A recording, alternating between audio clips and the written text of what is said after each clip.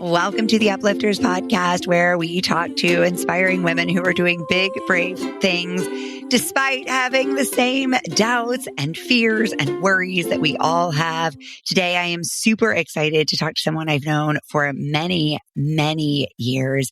We started working together at Weight Watchers circa 2008. My dear friend, Alex Stried, went off to work on Elevest, building this amazing company from the ground up, becoming their chief product officer, then went on to an incredible mental health company called Cerebral, and now has started the company I longed for so deeply right around the time I met her. It's called Poppins, and I'll let her tell you about it. But if you've been listening to this podcast for a while, you know that the hardest time of my life was that time of becoming a mom and figuring out how to have a personal, creative, professional life, be in a relationship with my husband, be a human in the world, be happy, and raise children and not feel bad about myself all the time for the choices I was making. As I read what Alex was doing, I was like, that was the uplifter I needed in my life. And so I'm really, really excited to bring her on to share the work she's doing, but also the journey there. So Alex, thank you so much for being here. It's just such a joy to see your face on the other side of the screen. Thanks, Aransas. I'm so glad to be here. And it is such a pleasure to see you as well after all of these years. Aransas and I used to sit across from each other at Weight Watchers.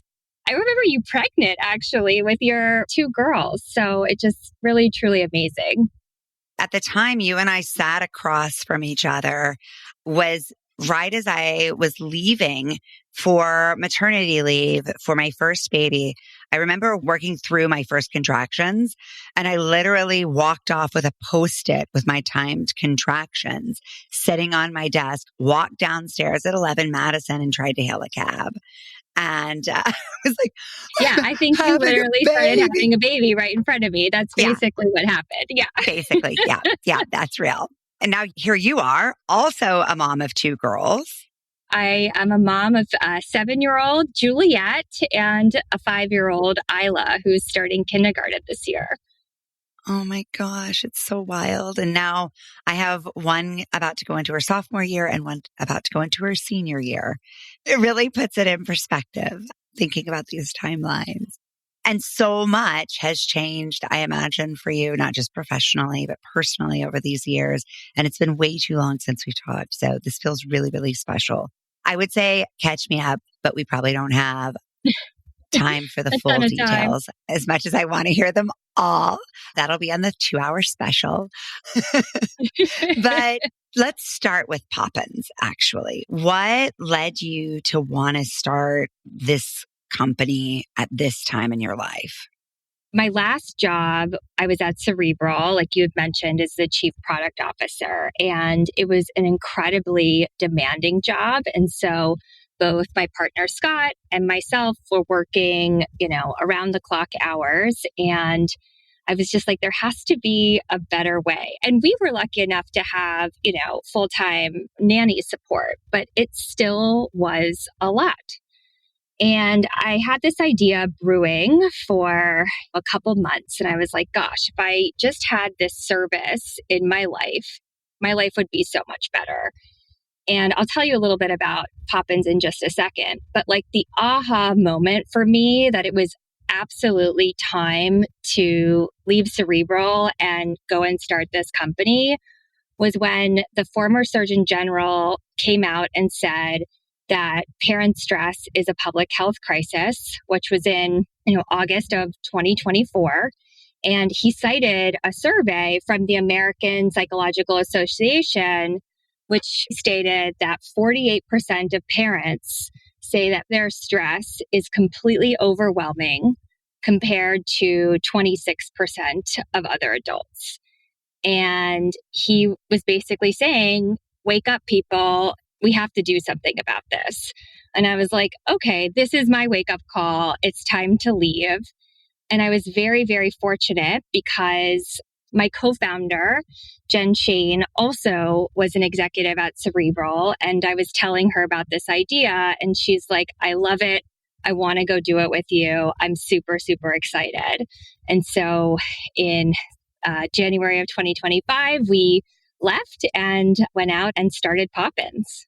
Wow. And it's clear you saw a big problem to solve. And like I said, I feel so deeply that need and that stress was just so overwhelming. Which service did you believe you were going to provide based on your own experience?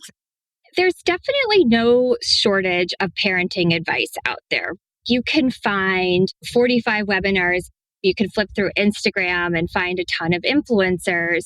But I didn't feel like anyone was really solving the problem comprehensively with evidence-based data. Mm-hmm. Poppins, it's a parenting platform that offers 24/7 pediatric care via text. So you can submit photos, videos, audio recordings, and a nurse practitioner will diagnose, treat, and prescribe accordingly. But we also have the parent coaching side, which really helps with behavioral issues, routines, making sure everyone is sleeping well. Behavioral and medical are actually so related. And everything that I was finding out there was like, well, if you have this problem, you have to go over here. And if you have that problem, you have to go over here. And it really forced parents to have to cobble together their own solutions. And I was just like, there has to be a better, easier, faster way to service parents. Yeah, it feels like there's just not enough time to do the things you want to do for your child's well-being and for your own well-being. Exactly. And that's actually something that we're able to help with at Poppins. So I'll give you an example of my own use of Poppins. One of my children was struggling a little bit with going to the bathroom, and Poppins was really able to, help with some routines around bathroom time. But after a while, nothing was really sticking that she recommended I talk to a nurse practitioner. And I did, and they recommended that I go and get a bladder scan. But instead of just leaving me to go and figure that out, they provided me with 3 pediatric urologists that were able to take my insurance, and I could pick the one that was best for me and schedule that appointment. So it was just really nice to see all of that come together. That's a great example because those are the sort of things too that can fall really between the cracks and cause a lifetime of issues. And whether it's just the stress on the parent or the stress on the child or the self-beliefs that are formed in the process of that. And so to approach it in this methodical, holistic way where it's like, let's talk about the coaching and the behavioral and the routine side of it. And then let's talk about the medical side of it. And let's just look at it as a way to collect learning and get a bunch of data and then make a data-led decision takes a lot of the judgment off of it, which I think is probably the most exhausting part of being a new parent in my experience. And I work with so many moms who are, especially, in those first years, there's so much uncertainty and there's so many messages coming at you. And most of them only take into account like common practices for kids, but they don't take into account the needs of the parent and all the stress that we're under. That's exactly right. I mean, everything is so focused on the kid, but it's actually the parents. We are the ones that need to change our behavior for the better so that we can better ourselves, but then also help our families. My entire career has really been focused on helping people change their behavior for the better, even starting at our early days at Weight Watchers. Yeah. I remember we worked with BJ Fogg, who was a behavior scientist out of Stanford. And, his whole thing was just, floss one tooth. And the idea was like really starting small to then see some like really big changes happening in your life. And so like we get that parents are so busy. There's actually a stat out there that says parents today are spending more time with their kids than stay-at-home moms did in the 70s. And so parents, they want to be there, they want to care for their kids, but they're also doing it on top of full-time jobs. And managing schedules, like they don't have the time.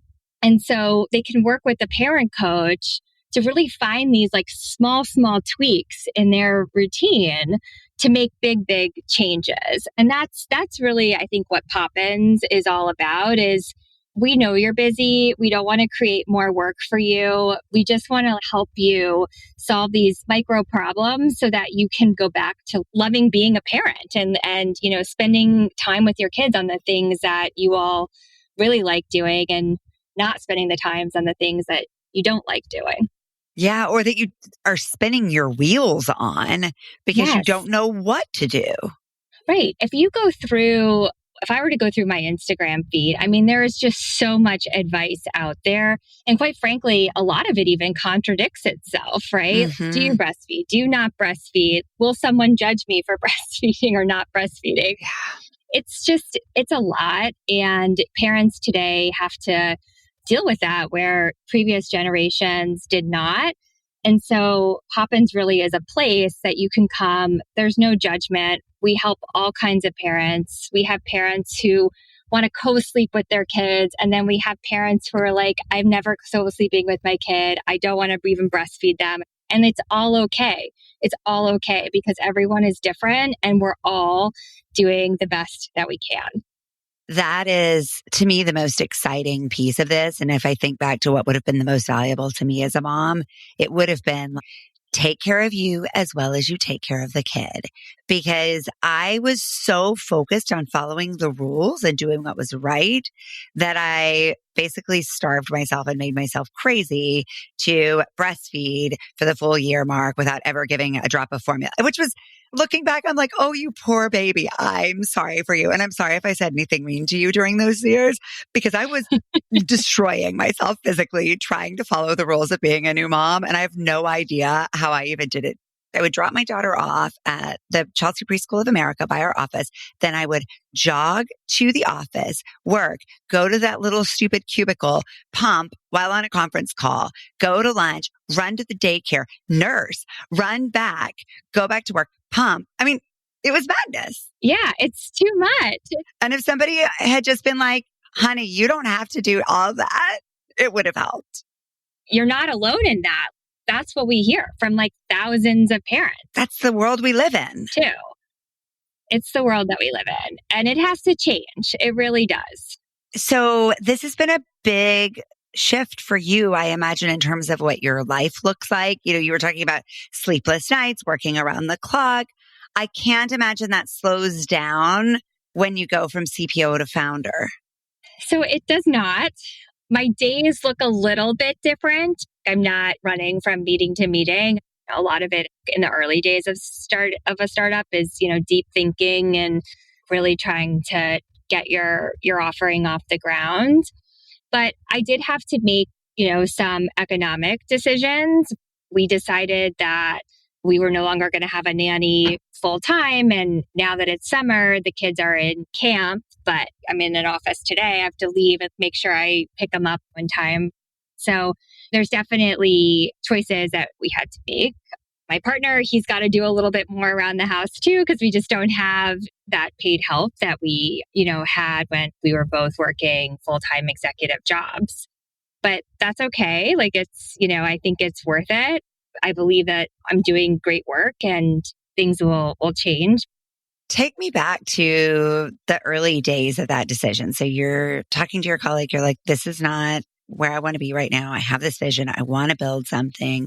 So then as you and your partner thought about this, what were some of the conversations you were having that helped you decide to take that leap? So Cerebral is a telehealth mental health company, and we learned a lot there because you have to have your medical license. It's a state-by-state approach.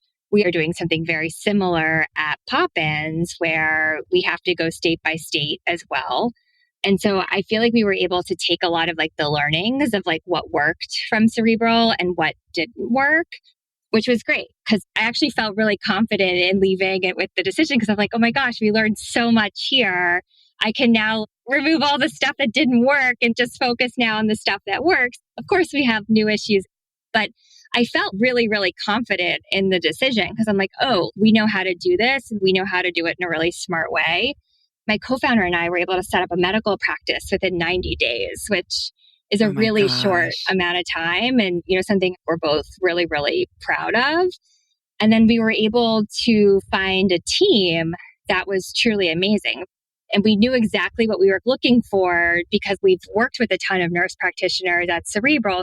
And so a lot of that, I think, was just like things I learned in my past that I was able to say, like, okay, now I'm just going to like make this my own in a space where I see a major gap. I love that. What was the most intimidating factor for you in making this change? Well, I think there are good days and there are bad days, but I look at everything now as like a challenge. And it's just sort of like, okay, we just kind of have to like get through this moment and like keep our eye on the bigger picture, the horizon. We're building a business for the long term. I one day could see Mm, Poppins having physical locations. We have a big, big plan. And so I can't let like a couple of bad days in a row impact where we want to take this business. And so that's just always good to remember is it's a challenge. Like it's never like this is a bad day. It's just like, yeah, this is the situation. Here are the ways that we can get through it. Like, let's make a list on how we can solve the problem and then go from there. yeah, what's coming through for me as I listen to you is this sense of belief. And you believe this will work. I do. And I actually think that's something a lot of people really struggle with, right? We get so focused on the what if this doesn't work question that we limit our ability to use the challenges as steps toward growth. Yeah. So Jen and I have been pitching quite a few investors. And one of the questions that I always ask up front is, how many of you in here are parents? And there was one group that I was pitching where not one person raised their hand. And I was like, ooh, this is going to be a really tough pitch because none of them have any idea what it's like. I used to think you like go on maternity leave, have a baby and come back and you're like exactly the same as you were. And you just like hop back into work, no problem. Like, like getting a puppy or something. And it's just not. And so sometimes when we go in and you have VCs say, oh, this isn't a great idea, or I just don't know how big of a problem it is, it can be, it can make you feel not great. Yeah. And I think you just have to kind of remember and try to tell yourself, this is something that folks need. You know, it's something that folks need. You see the research, you're talking to people, you know it better than anyone, you're living it. And you kind of have to let those naysayers go and step to the side and continue to focus and put yourself around people that understand what you're doing and help make connections to other people who get what you're doing and go from there.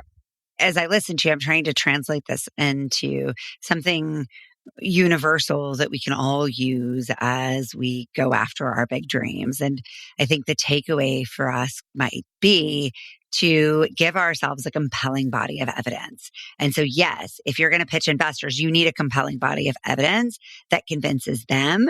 But the first person you really need to convince is you. And if you're not convinced, then either find a different problem to solve or work on that body of evidence for yourself. Right. Exactly. And I mean, sometimes folks can say, gosh, like, I believe in this problem. I'm just like afraid to fail. Mm, But you have to ask yourself, like, why am I afraid to fail? Is it because my friends are going to like think poorly of me or like my past coworkers are? I'm going to have to like update my LinkedIn with, sorry, we went out of business message. All of those things are very possible, but what's the worst that's going to happen? They think of that for 1 second and then they continue on in their feed. I don't know. But you kind of have to get out of your head of like, okay, if I fail, like my life's over. No, you started a business. You're going to be able to go find something else to do afterwards. It'll be okay. So I think if you get the failure piece out of your head and just like really focus on like what you're doing and why you're doing it and helping others, that can make a really big difference.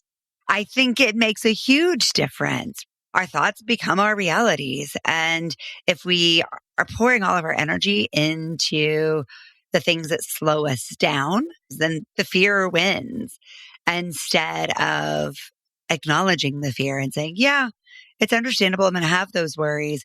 And what do I really want to put my energy into? I want to put my energy into building the solution, into living a meaningful life and having an impactful career. 100%. You have worked with a lot of powerhouse leaders in your time.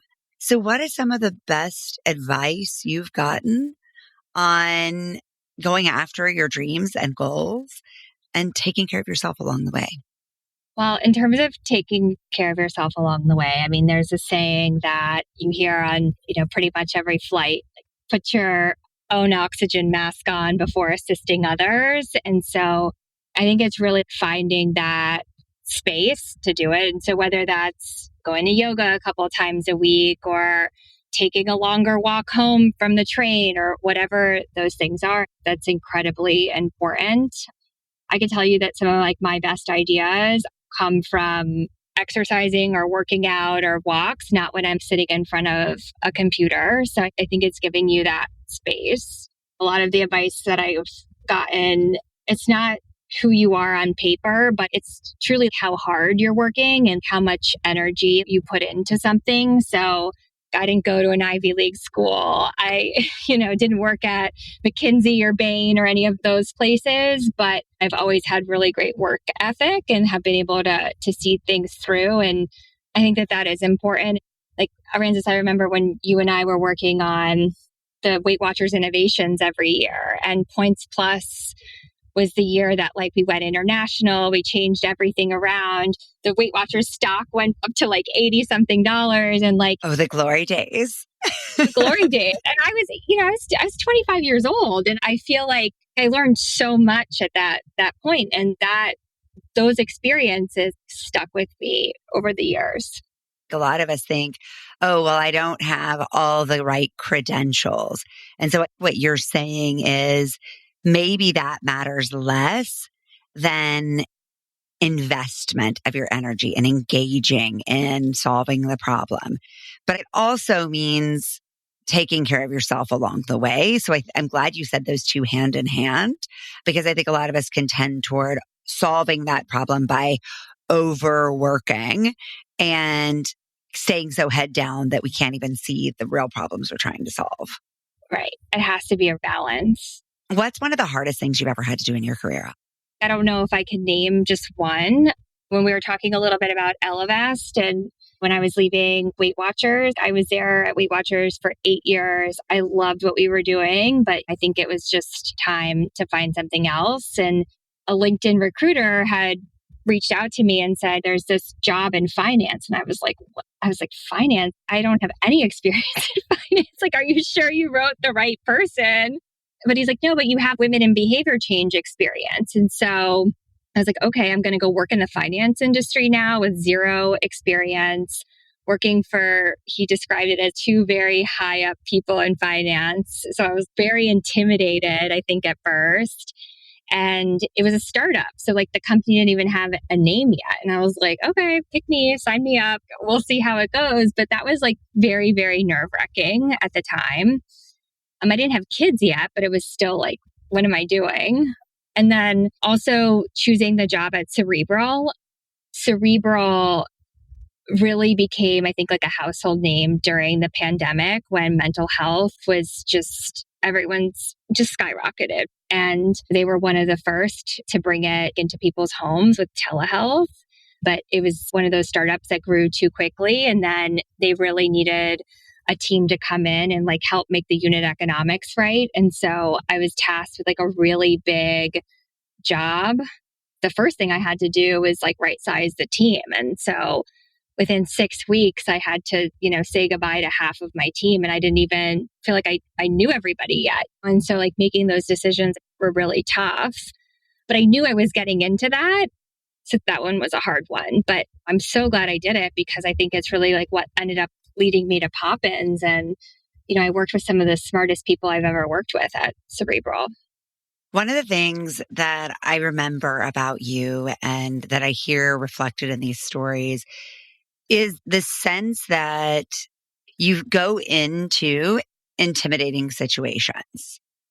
And instead of retreating, you go further in and somehow you manage to, despite I'm sure worries and fears you might feel, you don't walk away from the problem or quietly fade into the background. You step forward and really engage. And so I'm curious what you say to yourself when you feel intimidated or scared to get yourself to go deeper.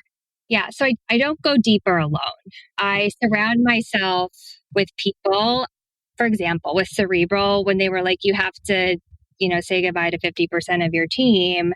It was about 25 people or so. I wanted to have as many conversations with folks as possible. I wanted to understand what our metrics needed to be, what our vision needed to be, like how we should set up our teams. And so I feel like I did that with like other leaders and other team members. And so I think that's really important.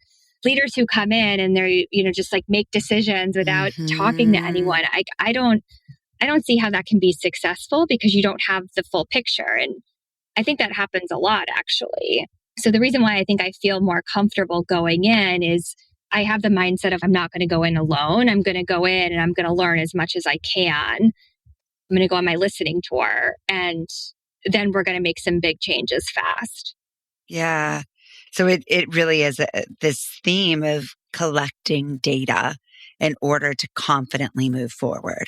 That's a beautiful way of saying it. Yes. Yeah. And I think you're right. There is both a masculine model of leadership, which is sort of I've already been there. I know everything. I'm going to come in and have all the answers and you'll thank me later. And then there is this, and I don't mean this to be gendered, but I do think it is a more Well, there's feminine a little gender. approach. Yeah. There's Yeah. some gendering. There's also a lot of history, and it's also about ego and fear. And I've watched women do it too. And I've watched many women leaders in my career walk in and ask a bunch of questions, but quietly be closing their ears because they already know the answer. And so actually what I think you're doing is something very special that we can all learn from, whether it's in our relationships, our parenting, our work, listening deeply and really allowing the insights, the collective wisdom in, but then not letting it get in the way of our own intuition either, right? To say, okay, I'm going to take it all in and then I'm going to sort it and synthesize it. And then I'll feel confident making decisive and confident action. Yeah, 100%. A lot of times, I think when you're an executive and you come in, they're expecting to see big changes really quickly. And I do think you can still move quickly and make big changes, but you can go about it in a completely different way. You talked about raising financial capital to fund Poppins. I talk a lot about how we all understand that we have to raise financial capital to fund our dreams, whatever they may be, whether it's a company or anything else. And at the same time, I believe that underpinning that is what I call courage capital. I like that. And so it is sort of the self-belief. And I don't know anything about finance either, but I say that it needs compounding interest, right? Like you need to build courage capital that continues to grow on its own and cultivate within your practices. And so what helps you build courage capital when you've had those rough days? Yeah. So actually, I'll talk about a pitch I had to do 2 weeks ago. I only had 3 minutes for the pitch. And so I wanted to make sure I could get in everything I wanted to say in that amount of time. And I practiced like crazy. And I didn't want to read off of, anything. I wanted to really know it because then I also wanted to have the energy and be lively and be able to use hand motions and do all these things. I did spend a lot of time on that. Like that was important to me. And I'm not going to lie, before I had the meeting, I was in the bathroom, power pose, like doing jumping jacks. Thank you, Amy Cuddy. Really rev it up here. Yeah. But you kind of have to have that adrenaline going in. That's your courage. So yeah, I do all those silly things. I mean, they work. They work. Yeah. Or at least I feel better going into it. Yeah. Well, and you actually speak to a few different things in there, right? Again, it's being really prepared so that you can go off the cuff. In theater, we used to talk about that as learn your lines so you can forget them. Yeah. So that, right, you're not regurgitating, but you can be fully alive and know that you're bringing it all. But then it's also setting yourself up for success, body, mind, spirit, to feel confident and to just be your best. And that's a lot of what you're doing for us as parents at Poppins. So it feels very full circle that you're taking care of yourself in the same way. So one of my favorite things about this show is that every guest nominates the next guest. So who would you like to nominate out of your amazing circle of inspiring women in your life to join us on the Uplifters? Yes, I feel like there's so many people I could nominate. So my friend Hillary Manger, she is fantastic. She started her own HR recruiting business and it's doing phenomenally. And I look up to her. She's in a breakfast group that I'm part of. And I just thought it was amazing how she just decided to go out and start something on her own. And like that kind of gave me a little bit of courage too, to go out and start something. So I think she's great. She's a force. Haley Barna, who's a partner at First Round Capital, but also like co-founder of Birchbox. I think she's great. She's just, someone I really lean on for advice and is super insightful. And then I would say Emily Green over at Ellevest, who leads their private wealth team. Ellevest just went through a really big transition where they sold their digital business to Betterment, and the private wealth business stayed intact and is growing like crazy. And they just invest in like some really awesome things. Like the alternatives will be focused with a diaper company in Peru, like they just like find these like really interesting, businesses to support. And so I think that's good. Like they're doing a ton of great stuff for women. Wow. Those all sound really amazing. What a network. And I think I talk a lot in Courage Capital about how we have to have a network that helps us create that Courage Capital value too. And I'm hearing that in your answer, that you just have all these people who help boost your courage, your confidence, and your ability to keep dreaming even bigger as you create big new things. So this is the Uplifters podcast. We are people who love to lift up other uplifters. So how can we as a community support you with your goals right now? Well, if you're a parent, check out our site at heypoppins.com. Follow us on Instagram and let us know what topics are interesting to you so that we can learn from you. We're an evidence-based, data-driven company. And so the more families we have coming to our site and going through our experience is really great and helpful, because we're going to be able to then, multiply it and really help a lot more families out there. It's awesome. Even if you're not a parent, you can send this to even if the you're parents not a parent, you know. Your sister who's losing her shit right now. Yeah. She needs this. It's really great to see you again, Alex. I am cheering you on and just so excited to see what you do with this. I see your big vision. I see the retail spaces already. I'm so into it. I'm so grateful. Thank you. It's so great seeing you, Aransas. This was awesome. Thank you for listening to the Uplifters podcast. If you're getting a boost from these episodes, please share them with the uplifters in your life, and then join us in conversation over at theuplifterspodcast.com. Head over to Spotify, Apple Podcast, or wherever you get your podcast, and follow, and rate our show. It'll really help us connect with more uplifters, and it'll ensure you never miss one of these beautiful stories. Mwah! Big love. Painted water sunshine with rosemary and thyme. Dwell in the perplexing, though you find it vexing. Toss a star and hover, be your own best lover. Relish in a new prime, plant a tree in springtime. dance with idle hindsight, bring the sun to twilight.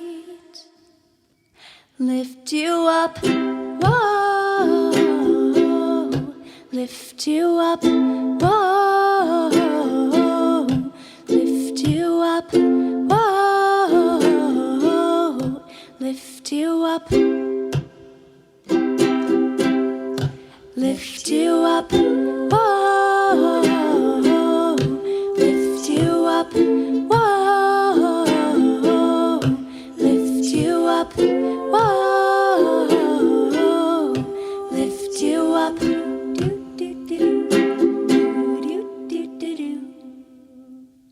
Beautiful. I cried. It's that little thing you did with your voice. Right, in the pre-chorus, right? I was like...